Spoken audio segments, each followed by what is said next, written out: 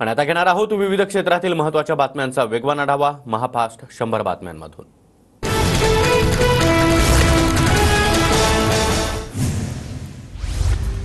अजित पवार गटाच्या मंत्र्यांची आज सकाळी 10 वाजता देवगिरीवर बैठक, तर संध्याकाळी 5 वाजता पक्षाच्या आमदारांसोबत अजित पवारांची बैठक होणार। मुख्यमंत्री एकनाथ शिंदेंनी बोलावली नवनिर्वाचित खासदारांची बैठक। आज दुपारी 1 वाजता शिंदे खासदारांसह पराभूत झालेल्या उमेदवारांना मार्गदर्शन करणार। शरद पवार गटाचे नवनिर्वाचित खासदार आज शरद पवारांची भेट घेणार। दुपारी 2 वाजता राष्ट्रवादीच्या प्रदेश कार्यालयामध्ये पवार खासदारांना मार्गदर्शन करणार। शरद पवार गटाचे सर्व खासदार 9 जूनला मुंबईत एकत्र येणार। 10 जूनला पक्षाच्या वर्धापन दिनी कार्यक्रमामध्ये सहभागी होणार। वायबी चव्हाण सेंटरमध्ये सोहळ्याचं आयोजन। देवेंद्र फडणवीसांची मंत्रिमंडळातून राजीनामा देण्याची तयारी। मला उपमुख्यमंत्री पदापासून मोकळं करा ही नेतृत्वाला विनंती। लोकसभेमध्ये महाराष्ट्रात फटका बसल्यानंतर फडणवीसांचा मोठा निर्णय। एका निवडणुकीनं सगळं संपत नसतं, सगळ्यांनी एकत्र काम केल्यामुळे यश अपयशाची जबाबदारी ही सामूहिक। फडणवीसांच्या राजीनाम्याच्या तयारीवर मुख्यमंत्री शिंदेंची प्रतिक्रिया। देवेंद्र फडणवीसांनी सरकारमध्ये राहून संघटनेसाठी काम करावं। कोर कमिटीची फडणवीसांना विनंती। आमचा निर्णय ते मान्य करतील। भाजप प्रदेशाध्यक्ष बावनकुळेंना विश्वास। जनतेनं फडणवीसांना मोकळं केलं आहे अशी नौटंकी करण्याची भाजप नेत्यांना सवय असल्याची संजय राऊतांची टीका। भाजप नेतृत्वानं योगी आदित्यनाथ यांचा देखील राजीनामा घ्यावा, राऊतांची मागणी। शिंदे गटाच्या 3 खासदारांना केंद्रीय मंत्रिमंडळामध्ये संधी मिळण्याची शक्यता। श्रीरंग बारणे, धैर्यशील माने आणि श्रीकांत शिंदे यांची वर्णी लागण्याची शक्यता, सूत्रांची माहिती। चंद्रबाबू नायडूंनी तामिळनाडूचे मुख्यमंत्री एम के स्टॅलिन यांची भेट घेतली। चंद्रबाबू नायडू एनडीए तर स्टॅलिन इंडिया आघाडीचे सदस्य असल्यानं चर्चांना उधाण। नरेंद्र मोदींचा पंतप्रधान पदाचा राजीनामा राष्ट्रपती द्रौपदी मुर्मू यांनी स्वीकारला। राष्ट्रपती मुर्मू यांनी 17वी लोकसभा भंग केली। सरकार स्थापनेपर्यंत पंतप्रधान मोदी हे आता काळजीवाहू पंतप्रधान। राष्ट्रपती द्रौपदी मुर्मूंनी एनडीएच्या खासदारांना उद्या भेटण्याची वेळ दिली आहे। संध्याकाळी 5 ते 7 दरम्यान भेटून राष्ट्रपतींना सत्ता स्थापनेचा प्रस्ताव देणार। मोदी सरकारचा 8 जूनला शपथविधी। नरेंद्र मोदी तिसऱ्यांदा पंतप्रधान पदाची शपथ घेणार, सूत्रांची माहिती। राष्ट्रपती भवनामध्ये शपथविधी सोहळ्यासाठी तयारी सुरू। एनडीएतील घटक पक्षांच्या मुख्यमंत्री आणि उपमुख्यमंत्र्यांना आज दिल्लीमध्ये बोलावलं। उद्या भाजप नेतृत्वासोबत मुख्यमंत्री आणि उपमुख्यमंत्र्यांची बैठक होणार। काँग्रेस अध्यक्ष मल्लिकार्जुन खरगे यांचं ट्विट चर्चेत। इंडिया आघाडीच्या गठबंधन ऐवजी जनबंधन असा शब्दाचा उल्लेख करत दिल्लीमध्ये बैठकीची माहिती। एनडीएच्या घटक पक्षांसोबत भाजपचे 4 नेते समन्वयाचं काम करणार। अमित शहा, राजनाथ सिंह, त्याचबरोबर जेपी नड्डा, पियुष गोयल यांच्यावर समन्वय साधण्याची जबाबदारी। शक्य तितक्या लवकर सरकार स्थापन करा। एनडीएच्या बैठकीमध्ये नितीश कुमार यांची भाजप नेतृत्वाला विनंती। आम्ही तुमच्यासोबत आहोत, नितीश कुमार यांचं आश्वासन। इंडिया आघाडी विरोधात बसणार। सरकार स्थापनेचा कोणताही प्रयत्न होणार नाही। मोदींना धोरणात्मक विरोध करणार। काँग्रेस अध्यक्ष मल्लिकार्जुन खरगे यांची माहिती। कुणाला संपर्क करण्याबाबत अद्याप चर्चा नाही। चर्चा नसताना कुणाचं नाव का घेऊ? नितीश कुमार यांच्या प्रश्नांवर शरद पवारांचं उत्तर। एनडीएचं सरकार चालणार नाही। एकत्र निवडणुका लढल्यामुळे नितीश कुमार आणि चंद्रबाबूंचं समर्थन पत्र। चंद्रबाबू आणि नितीश बाबू हे यांना देश ओळखतो, संजय राऊतांचा टोला। निकालानंतर दादांचे 18-19 आमदार आमच्या संपर्कात आहेत, रोहित पवारांचा मोठा दावा। तर 12-13 आमदार भाजपच्या संपर्कात असल्याचं देखील केलं वक्तव्य। साताऱ्यामध्ये अपक्ष उमेदवाराच्या तुतारी चिन्हाचा फटका बसला, जयंत पाटील यांचं वक्तव्य। शरद पवार गटाचा तुतारी वाजवणारा माणूस, तर अपक्षाला दिलं होतं तुतारी हे चिन्ह। सारख्या चिन्हामुळे शशिकांत शिंदेंची मतं अपक्षाला गेली, जयंत पाटील यांचं मत। खासदार उदयनराजे आणि आमदार शिवेंद्रराजे यांची भेट। उदयनराजेंनी कॅडबरी आणि पुष्पगुच्छ देऊन शिवेंद्रराजेंचे आभार मानले। गड आला पण सिंह गेला। राजन विचारे यांच्या पराभवानंतर ठाण्यामध्ये बॅनर।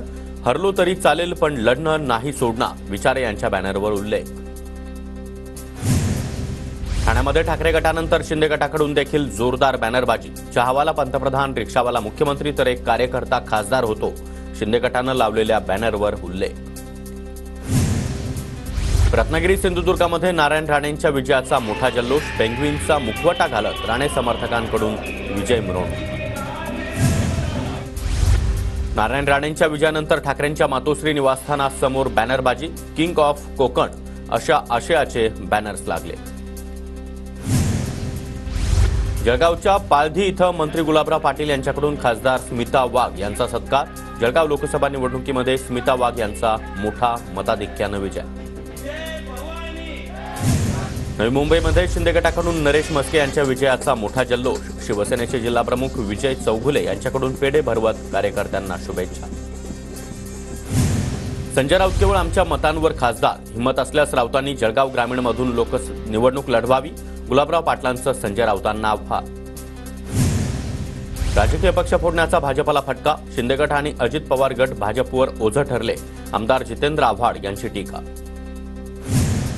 अजितदादांनी केलेला अपमान लोकांना आवडला नाही, माणूस कितीही गरीब असला तरी त्याला स्वाभिमान असतो, जितेंद्र आव्हाड यांचा अजित पवारांवर निशाणा।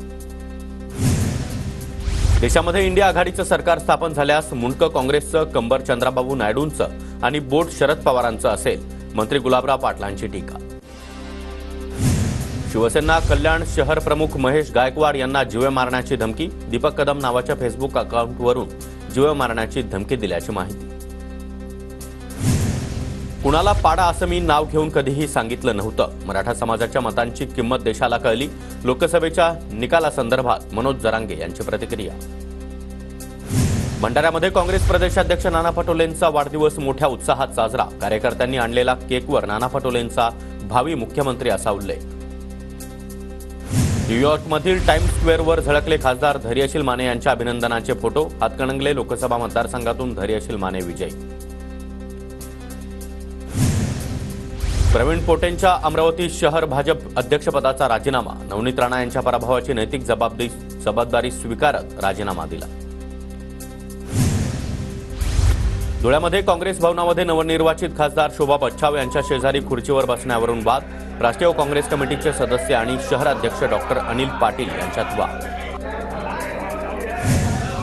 नितीन गडकरी यांनी देशाचं नेतृत्व करावं, नागपुरातील शंकरनगर परिसरामध्ये गडकरींचं समर्थन, विजय तालेवार यांनी बॅनर्स लावले।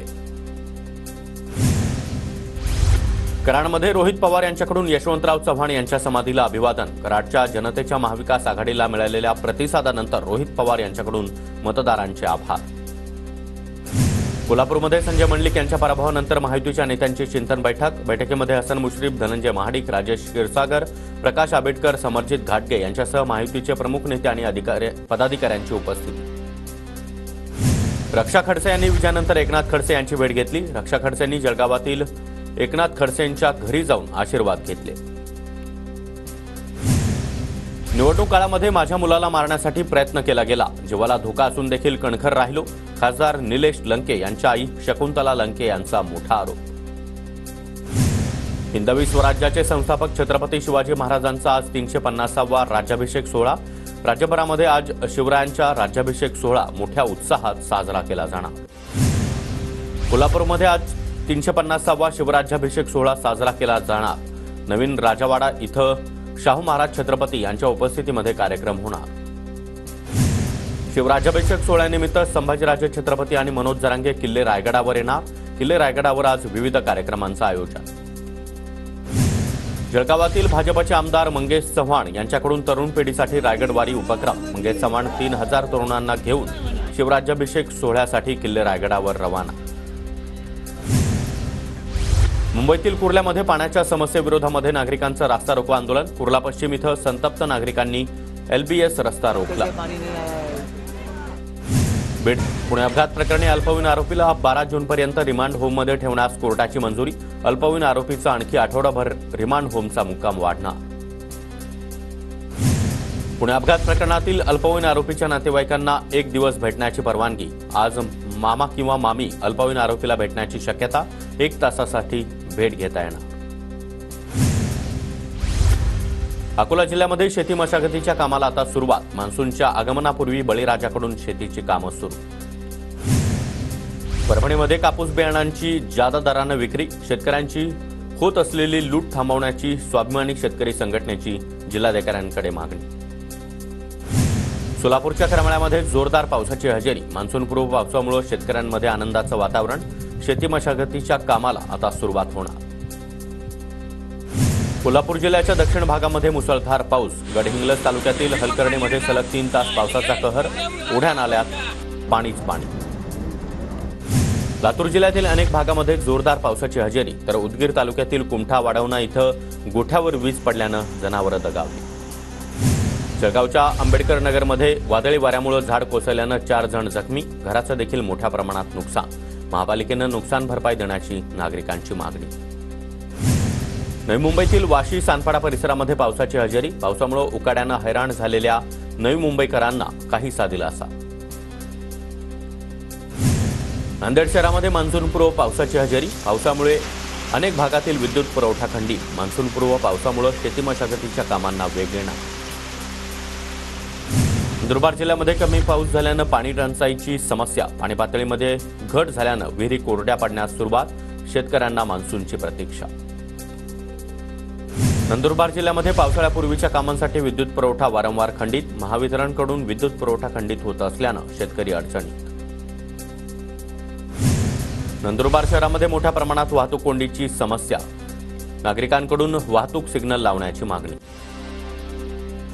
नंदुरबारमध्ये शहर वाहतूक शाखेकडून रस्त्यावर दुकान थाटणाऱ्यांवर कडक कारवाई. मोठ्या प्रमाणामध्ये वाहतुकीची समस्या निर्माण होत असल्यानं प्रशासनाची कारवाई. नंदुरबार जिल्ह्यामध्ये पारा 42 अंश सेल्सिअसवर. वाढत्या तापमानामुळे उकाड्यापासून नागरिकांचे मोठे हाल. धुळ्यामध्ये यंदा 3,79,729 हेक्टर क्षेत्रावर विविध पिकांची लागवड होणार. सध्या मुबलक पाणी असल्यानं शेतकऱ्यांकडून ठिबक सिंचनावर पेरणीला सुरुवात. धुळे महापालिकेचे मोहाडी परिसरामध्ये ट्रक टर्मिनस धुळखात पडून. महापालिकेकडून लिलाव प्रक्रिया पार न पडल्यामुळे टर्मिनसची दुरावस्था. धुळे महापालिका क्षेत्रामध्ये 5 जलकुंभांच्या कामांना आता सुरुवात. जलकुंभांमुळे हद्दवाडीच्या गावामध्ये नियमित पाणी मिळण्यास मदत होणार. डोंबिवलीमध्ये देखभाल दुरुस्तीच्या कामांमुळे आज पाणीपुरवठा बंद. सकाळी 8 ते सायंकाळी 6 वाजेपर्यंत पाणी बंद राहणार. नागरिकांना पाणी जपून वापरण्याचं आवाहन. धुळ्यामध्ये गरोदर महिला अंगणवाडीकांच्या बालकांना देण्यात येणाऱ्या पोषण आहारामध्ये बदल. ग्रामीण भागातील महिलांकडून पोषण आहार घेण्यास नकार. पूर्वीप्रमाणेच आहार देण्याची मागणी. जागतिक पर्यावरण दिनानिमित्त नागपुरात रोपट्यांचं विनामूल्य वाटप. भारतीय जलसंसाधन संस्था आणि ज्ञानदीप यांच्या संयुक्त विद्यमानं जवळपास 1,000 रोपट्यांचं वितरण करण्यात आलं. वाशिमच्या आडोलीमध्ये जागतिक पर्यावरण दिनानिमित्त नैसर्गिक शेतीबाबत प्रशिक्षण आणि जनजागृती. सीपीपी युनिट तयार करण्यासह विविध विषयांबाबत मार्गदर्शन. नांदेडमध्ये शेती मशागतीची कामं अंतिम टप्प्यात. मान्सूनपूर्व पेरणीसाठी शेतीची कामं पूर्ण करण्यासाठी शेतकऱ्यांची लगबग. नांदेड जिल्ह्यामध्ये केवायसी नसल्यानं शेतकरी अनुदानापासून वंचित. कोट्यवधी रुपयांचे अनुदान खात्यामध्ये पडून अनुदान प्राप्त करून घेण्यासाठी केवायसी करण्याचं आवाहन. नागपूरमध्ये 79 लाखांची बनावट मोबाईल ॲक्सेसरीज जप्त. कॉपीराईट कलमांतर्गत गुन्हा दाखल. नामांकित कंपनीचे बनावट चार्जर आणि केबल जप्त.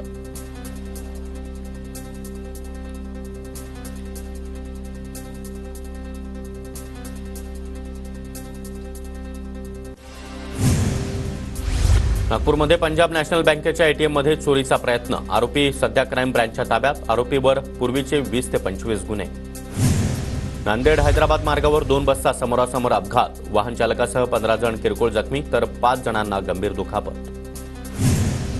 दिल्लीचे मुख्यमंत्री अरविंद केजरीवालांच्या न्यायालयीन कोठडीमध्ये 19 जूनपर्यंत वाढ. न्यायालयानं अंतरिम जामीन अर्ज फेटाळला. स्पेक्ट्रम लिलाव 25 जूनपर्यंत लांबणीवर. दूरसंचार विभागानं 96,317 कोटी रुपयांच्या ध्वनी लहरींचा लिलाव पुढे ढकलला. मालदीवकडून इस्रायल पासपोर्टवर बंदी घालण्याचा निर्णय तर इस्रायलकडून बॉयकॉट मालदीव मोहीम सुरू. निवडणूक निकालांच्या पार्श्वभूमीवर अभिनेते शरद पोंक्षे यांची पोस्ट चर्चेत. सावरकरांचं एक वाक्य असलेल्या पोस्टवर नेटकऱ्यांच्या कमेंट्सचा पाऊस. वैद्यकीय पदवी अभ्यासक्रमासाठीचा नीट यूजीचा निकाल जाहीर. देशातील 67 विद्यार्थ्यांनी मिळवली पहिली रँक. कालच्या घसरणीनंतर शेअर बाजार सुरू होताच वधारला. सेन्सेक्स 672.84 अंकांनी तर निफ्टी 170.20 अंकांनी वधारला. मेक्सिकोच्या 200 वर्षाच्या इतिहासामध्ये पहिल्यांदाच एक महिला देशाची राष्ट्राध्यक्ष.